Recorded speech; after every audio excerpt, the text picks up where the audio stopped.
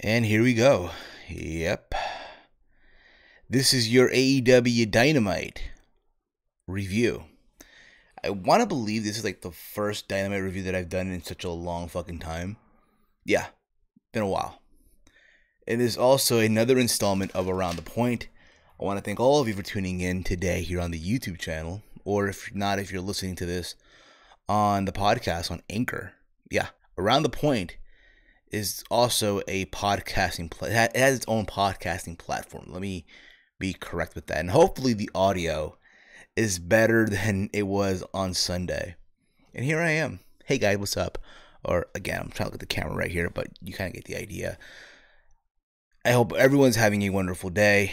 I'm feeling a little better, obviously.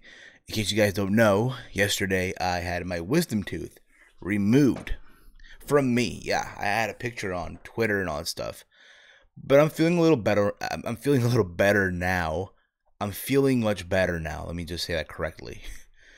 But nonetheless, I hope all of you guys are having a good week and all that stuff. It's Royal Rumble week, which, by the way, I did a Royal Rumble predictions yesterday. It's up on the archive of this channel, or if not, you can head over to Anchor. You can give it a listen, give it a download, and all that stuff. Also, I found out today that the podcast, that being Around the Point, is now available over at Apple Podcast. We're on Stitcher Radio, and also over at Google Podcast, Google Play Podcast, whatever the fuck you want to call it, but we're there. So I think that's awesome. It's great. And thanks to all of you, all you awesome people out there. If you're new to the channel, hit that subscribe button down below. Give the video, stream, podcast a big old thumbs up, and share it through social media if you can. So I have no notes here. I don't. I'll be honest about it, okay? I'm going to do this shit on the fly. Dynamite today, I thought overall was a very good show. I enjoyed myself. 2 hours, that just went by like that. They were out in the sea, basically. They were part of the Jericho cruise, and this was done yesterday. Apparently, it was taped yesterday. It was out today on TNT. I thought overall, it was unique in the sense that, hey, they're not in an arena. They are in the ocean, right? They're out there, out sea in the Bahamas. And I thought that was unique. It was different. It reminded me a lot of the old WCW, spring break show from like back in the day. That's what it literally reminded me of. But that's just me. We had new tag team champions. We also know who will be facing Chris Jericho, likely at Revolution. But again, guys, give me your thoughts in the comment threads below. If not, let me know on Twitter at HeelSteven your thoughts on Dynamite and your thoughts on what we saw today, if you will. So let's get into the show. So we kick things off, the show that is, right, with the AEW Tag Team title match. We had SCU of Frankie Kazarian and Scorpio Sky defending their tag team championship versus Hangman Page and Kenny Omega. And here's the thing about it, okay? I thought the match was unique, was great. I did like the match. To me, though, and again, Kenny Omega is, again, for a lot of people, this amazing wrestler, right? And here he is wrestling for the tag titles. And I get it. Hey, it's an impromptu tag team made on the fly. And again, to me, it's like, bro, he deserves way much better than this. And again, I enjoyed the match. I really, really did. Just a good back and forth. The near falls here. The crowd was into this completely. Throughout the whole night, the crowd was just fucking on fire. I'll say that too. There were some technical issues. You can tell by the wind and shit like that, which I'll get into later on. There's a moment in the match where I guess Kenny has, I want to say Scorpio Sky, like, has him on, he's holding him by the shoulders, allowing Hangman to do the Buckeye, the Buzzsaw lariat, right? I almost said Buckeye. What are the other, right? The lariat that he does, right? And instead he hits Kenny, like unintentional, right? He hits Kenny, and oh my God, could this be the end? And usually in wrestling, whenever that happens, that's the end of the match, right? And then you expect the brawl between the two guys and shit like that, the miscommunication, shit like that. But it kept going and going and going. And then eventually it was all said and done. Hangman Page got the win for his team. He did. He got the win for his team. Everyone went crazy. He then went on to start drinking. The Young Bucks came out, and they were celebrating with Kenny Omega. And they were body surfing Hangman Page. But that was that. And again, the idea that, Kenny Omega, again, is probably all part of the storyline too, I want to believe. Again, a good tag team match. I'm not taking that away from those guys. But I think at the same time, it's like, you know what? All of this has to lead to the inevitable breakup of both Adam Page and Kenny Omega, where Adam Page becomes a heel. Like, you can't tell me this is not leading up to him not becoming a heel, because it is. It's going to happen. Maybe at Revolution, they'll do the rematch between SCU and Kenny and Adam Page. Or if not, they'll add the Young Bucks too, because later on in the show, they did like a backstage interview, right?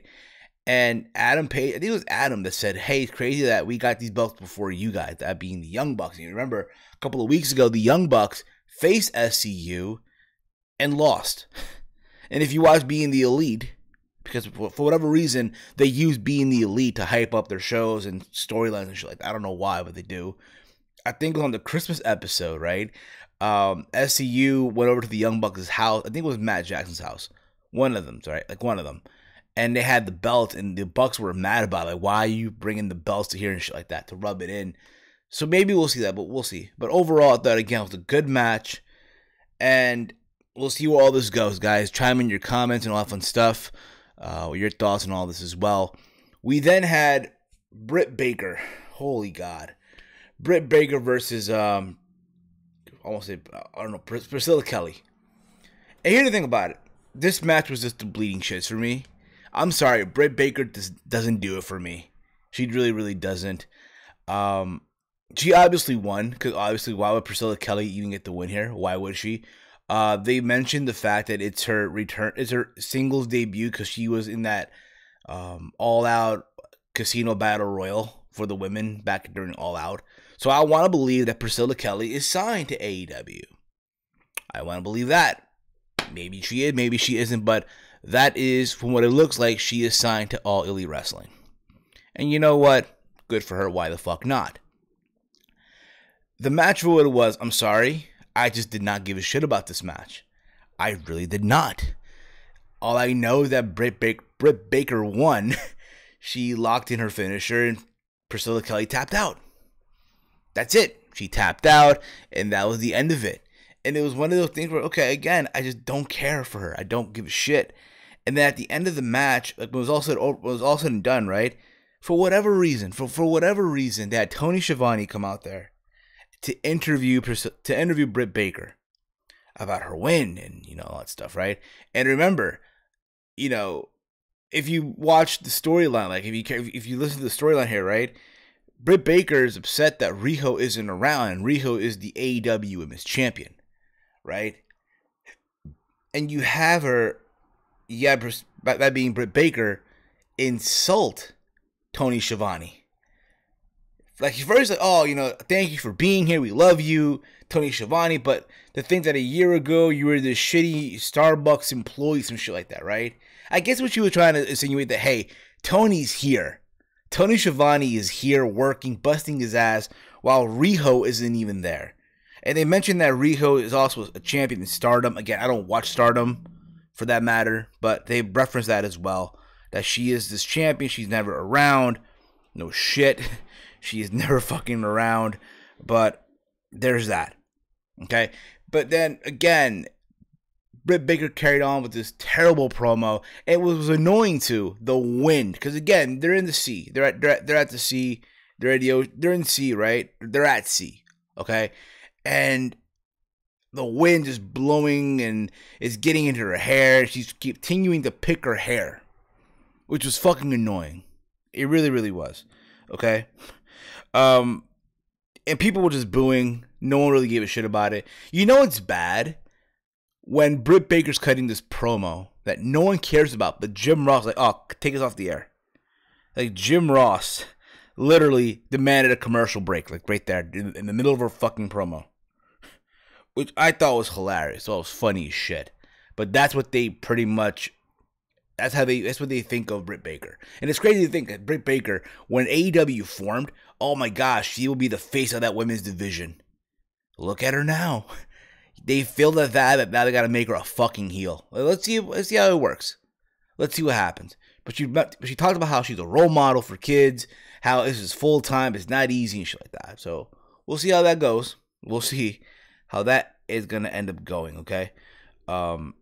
We then after that we had a 6-person tag, which I actually did enjoy. Actually, believe it or not, I did enjoy this 6-person tag. The Jurassic Express of Marco Stunt, Jungle Boy, and Luchasaurus versus the team of Chris Jericho, Le Champion, along with Santana and Ortiz, the Inner Circle. And honestly, again, I thought this was probably the match of the night. You know what's crazy? You know how Jericho's over his shit? Like, yo, he comes out, they're singing his theme song. Judas by Fozzy, obviously, right? The song ends, and they're still singing the song, yo. Which was hilarious. Good for them. Like, again, I have Jericho's song on my phone, so I get it. It's cool, right? For what it's worth, it's fucking cool. But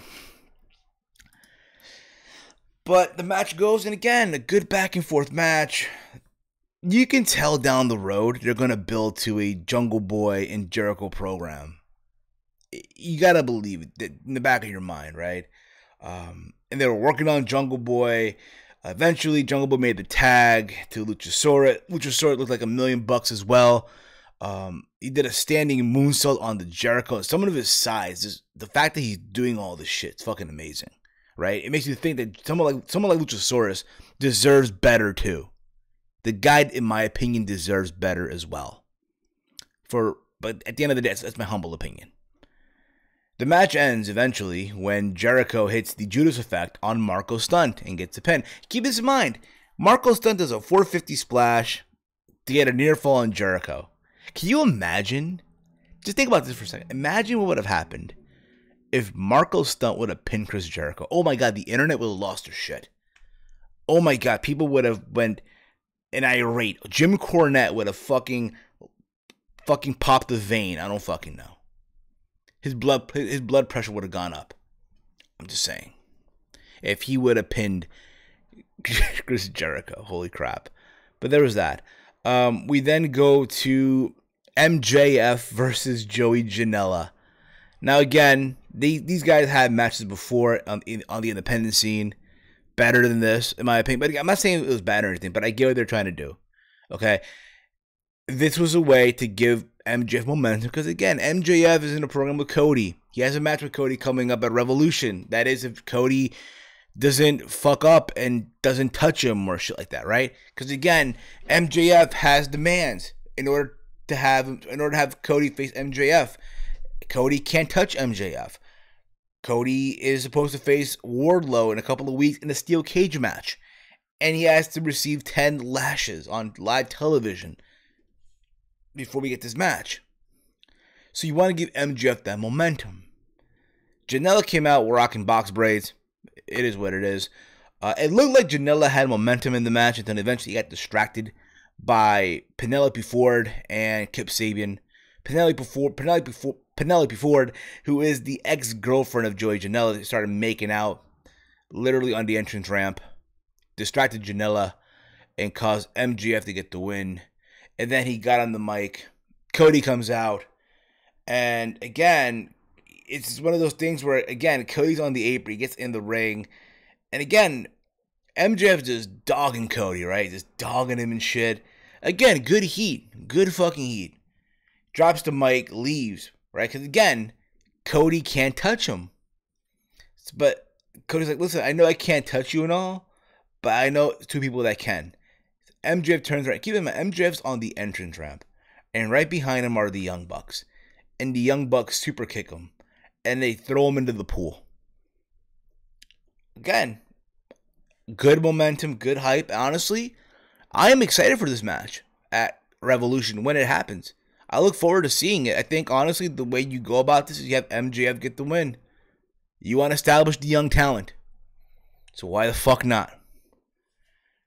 So there was that. We then get the main event. The main event of the night. We had Jon Moxley versus PAC, where the winner would get a shot at Chris Jericho's AEW title. I thought this match was pretty good too. I thought it was. They were fighting in the crowd, just good back and forth. Jericho was doing commentary. They were again singing this theme song again like crazy and shit. There's a moment in the match where I guess again they're at sea, they're in this boat, and I guess they're sailing, right? And another ship passes by them, and they start chanting, "Your ship sucks. Your ship sucks. Our boat's better," and shit like that. Moxley obviously flips off the other ship, gets a pop from the crowd. And again, just a good back and forth match from these two guys. At the same time, though, and again, I don't want to come off like I'm some WWE apologist, but this is the type of shit you probably would have seen on Monday Night Raw a couple of years ago with these two guys. Again, at the same time, it's the rematch from a couple of weeks ago on Dynamite where they both went at it and it went to a time limit draw, right? But eventually it was all said and done. Again, there's a moment in the match too, again, where Jericho was just hyping up PAC, wanted PAC to win, right? But when it was all said and done, Moxley hit not just one, but two paradigm shifts for the 1, 2, 3. So, with that being said, Jon Moxley is now the #1 contender to the AEW Championship. Likely, this will happen at Revolution. I want to believe that. And again, you know, it should be a fun match. At the same time, you got to remember, Moxley has something going on right now with the Inner Circle. Remember a couple weeks ago, he tricked the Inner Circle that he was joining. And then took out almost everyone and decked Jericho with the bubbly. Last week, the Inner Circle got their revenge on Moxley. So Moxley throughout this match too was rocking that eye patch and shit. So there was that. But nonetheless, I am looking forward to Dynamite next week. Believe it or not. I'm looking forward to seeing where all this is going to go down. Matter of fact, tickets go on sale this Friday because AEW is coming to Prudential Center. That's right, the best arena in the country, the Prudential Center. The Rock, home of the New Jersey Devils. They're coming to New Jersey, I believe, on March 25th. So tickets go on sale Friday. I am looking forward to buying tickets. Me and my friend Eric, DJ Eric, are going, so there's that. And yeah, I look forward to seeing what's going to happen. I will be watching NXT later on today, maybe tomorrow, do a review also on that. So there's that. Again, I'm off from work on medical, so I'm going to make the best out of it while I'm in my office doing content and all that stuff and pumping out stuff for the podcasting feeds on Around the Point. Again, Around the Point has its own podcasting platform. We're on Anchor. We're now on Apple Podcasts. We're on Stitcher Radio. We're also over at Google Podcasts as well. Links in the description. I'll have it up there in a little bit when I get a chance. So there's that, guys. Guys, give me your thoughts in the comments below. Your thoughts on Dynamite today, if you enjoyed it or not, and all that stuff. I'm reading the comments here. Jake Spencer writes here, Jurassic Express is one of the hottest things in AEW right now, but Baker should have been champion from all the work she's put in. We could have had a lot of title defenses every week. Instead, we have Riho, who is great, by the way, who doesn't show up every week and hasn't connected with the fans as much as she could have. AEW is investing into long-term storytelling, which is great. If they sign some big guys, introduce mid-card title, and maybe even introduce women's tag team titles, by the end of the year, they will be a perfect show. Maybe, and you know what? There's some stuff that I agree with. Sign some more big guys. At the same time, also reevaluate that women's division. Cause it's still, in my opinion, it's still shit. Okay. At the same time, it's crazy to think that yes, Britt Baker was the woman that they were hyping up from the start, and look where she's at now. Now she has to be a heel, you know. And we'll see where things go from there. We'll see where they go. We'll see what happens. But guys, again, thank you all for tuning in. If you are new to the channel, hit that subscribe button below as well. Follow me on Twitter at HeelSteven. And with that being said, guys, hate, comment, and subscribe. Until next time, y'all, I'm Steve, and I'll see you all next time on Around the Point. Peace out, y'all.